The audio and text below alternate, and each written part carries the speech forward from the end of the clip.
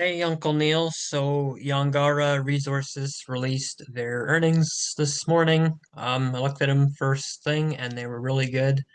I should have had I'll look what it's doing. I think it was up about 2 or 3% last I checked in the morning. We'll see what it's doing right now. So clearly the market liked it. Yeah, it's up. It's up a little bit right now. So the market liked it. I liked it too. It was really good, really interesting to see. So I'll try to just kind of simplify it for you because if I don't, it's just another language for everyone. I try to just, I find I'm good at translating stock market language into English for people. But anyways, so this was really cool to see. You can see the Q2 production here was 10,000 barrels a day, and then it jumped all the way up to that. For it's not a, it's a pretty sizable jump considering there's such a tiny company. Like that would be, I'm terrible with math, but wouldn't that would be approximately have to be like that'd be 10% increase quarter over quarter, wouldn't it be, I believe? But regardless, it's a nice big increase since they are effectively what they have is they have this one drill running all the time. So they've drilled 8 wells this quarter and they've just had this one drill just running and going all the time. So lots of like other companies, they're way bigger and stuff, and they have multiple drills and they have all this whatever. But what these guys do, I like it, is they just have one drill going all the time. They drilled 8 wells in 3 months, so a quarter is 3 months, and they drilled 8 wells this quarter, I believe they said. Yeah, just a nice solid. It's really interesting company. What interested me the most is that if you remember how the price of oil went negative during 2020, and like every single oil company had to take on a lot of debt just to survive. Like the banks made them take on all this debt, and there was all this stuff. The oil companies, every single one of them almost went bankrupt. That's kind of why OPEC was formed, so that they could cut the production and they could save the oil companies from going bankrupt. That's kind of why OPEC was formed. But nonetheless, with these guys, because I talked to their CFO a few days ago, and what he told me is that they just kept drilling and drilling. It's like nothing ever happened to them. They drilled. They told me that they drilled during the worst of the oil prices, which to me is fucking insane. Like because they have such a low cost because they're so tiny, they have such a low cost to make, well, to break even. Like they have such a low cost, it's ridiculous. Like their profit margins they're 70% this quarter. I wish I could find it around here, but their profit margins, yeah, operating margins, 78%. That's like, and the operating costs are $7.41 a barrel.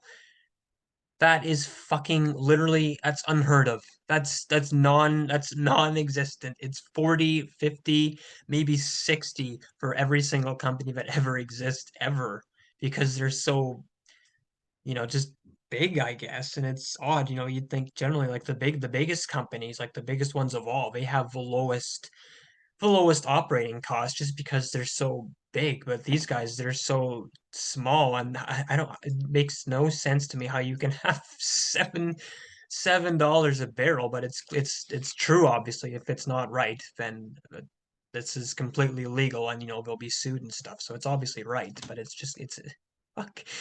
Like to the fact that they kept drilling though during the worst of the pandemic and the oil prices, they just kept going like nothing ever happened. It's crazy to me. It's a unique company. And like I said, I texted you there, but once their debt target is achieved, you can see here adjusted net debt was 147 million at the end of the quarter. So September 30th or November 1st today. So September 30th, they had 147 million in debt, and their debt target is 100 million. So once they get that to 100 million, because what all the companies are doing is they're just paying off their debt, and once they achieve this debt target, for them it's 100 million.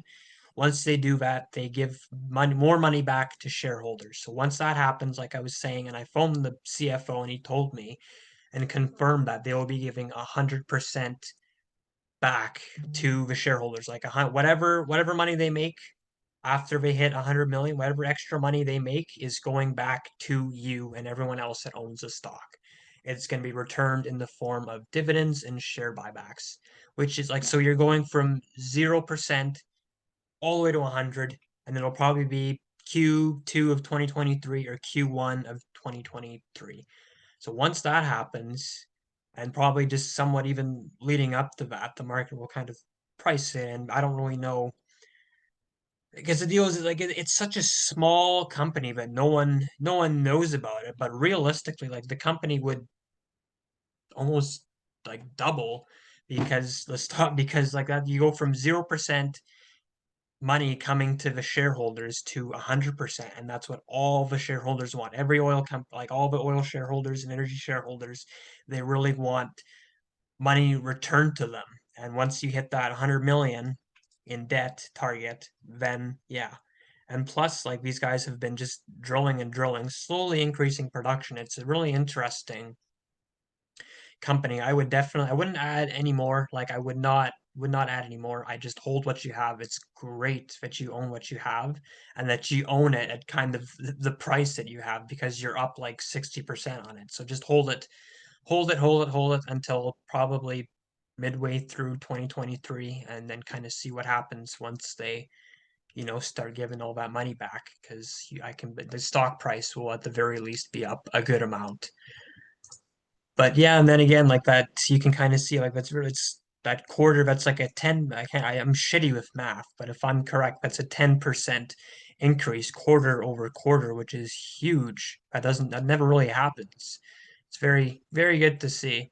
Um, and I'll kind of go through this here. So it is the 1st of November, and this is what it looks like. So since it's under my name and this isn't a tax-free savings account or anything, I move around stuff a little bit, so I trade a little tiny bit, but I do it very, very carefully. Like I can't explain it, but like I don't lose any money doing the trading I do. It's just very limited stuff, just kind of moving money around, just taking little bits of money where I can and just putting it in, where you can putting into other places. But anyways, not much has changed. I added some more Bitcoin, because well, they're like they're the one company, the only penny stock it's called. Like penny stocks are stocks that are like $5 or less.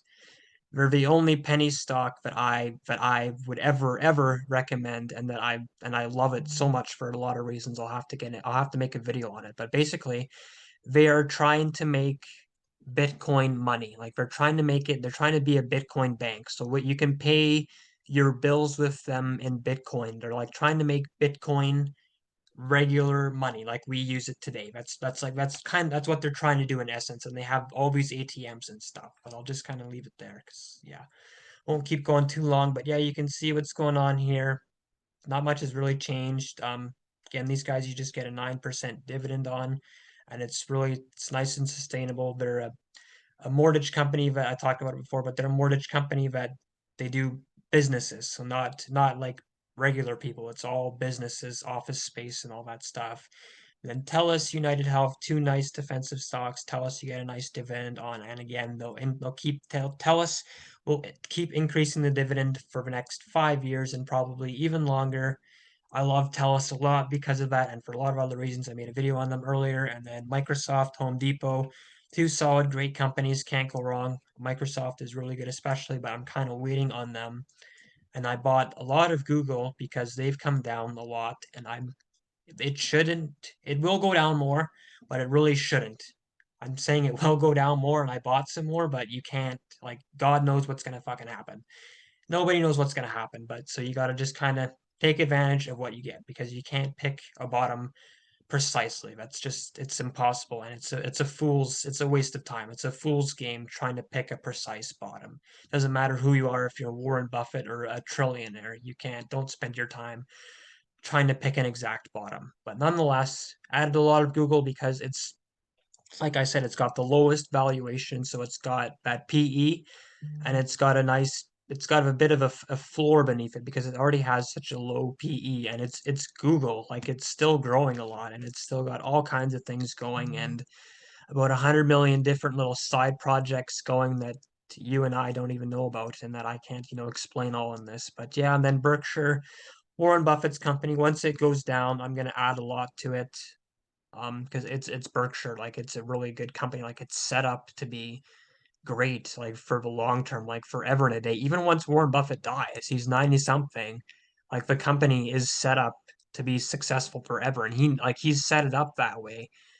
Like he would roll over in his grave. He would rise out of his grave if something ever happened to Berkshire and like people started losing their money with Berkshire, he would rise out of his grave. I shit you not. He would rise out of his grave. But anyways, so that's kind of what's going on there. And then I thought I might as well throw this in at the end because why not? It's kind of something cool to see. I'll have to move this stupid thing out of the way. So this is the interest rates. So this is the interest rates, how much they're going to hike by. This is what the market says. So this is what the market says they're going to hike by. So right now we have it's tomorrow. You can see here, tomorrow is they're gonna hike it, but you can see here, so an 87% chance of 75%. Currently, we are at 300, which means 3% to 325.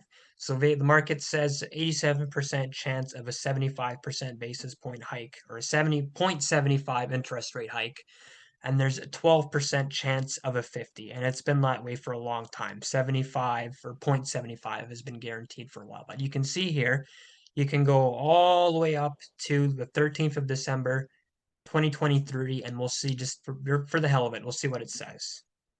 So all the way out to December 2023, you can see the market most likely says that it's going to be at 450, like you can see here. So that's 4.5, 4.75 or 500 or 5%. So if we go to the next meeting past this one, since this one is in a day, market is saying 50% or 44% chance of a 0.5, 50% chance of a 0.75, which would take us to 4.5 and then 4.75 and then a 5% chance of a small little 25. And if we go up to, like, this is every one of their meetings. This is when they meet and then they decide how much they're going to hike the interest rates by, or cut them. Of course, they won't be cutting them for a long time. They're going to cut them because they fuck up so badly, and they're going to have no choice but to cut because they raised them too much so fast. But that's a whole other story, and it won't happen for a little bit. And of course, if they do that, that completely just like they already have no credibility. They have a massive credibility problem for not hiking a lot sooner, and that's I can make an hour-long video on how pissed off I am at them for creating this situation with inflation and not hiking a lot earlier and saying inflation is transitory, which is it's the biggest fuck up in central bank history. But you can kind of see here, so going up to February 1st, 2023, when they had their meeting, then the market is saying 50% chance we're pretty much going to be at 5%. 25% chance we're going to be a little bit over 5%. And either way, we're pretty much going to be right at 5% or knocking at the doorstep, the market says, by February 1st of 2023. And they're going to keep hiking, because the thing is with the market is once they stop hiking, once they stop raising the interest rates, it doesn't matter what's happening, the market is going to rally a lot. Doesn't matter if the whole fucking economy is melting down, if they stop raising those interest rates, the market is going to rally a lot.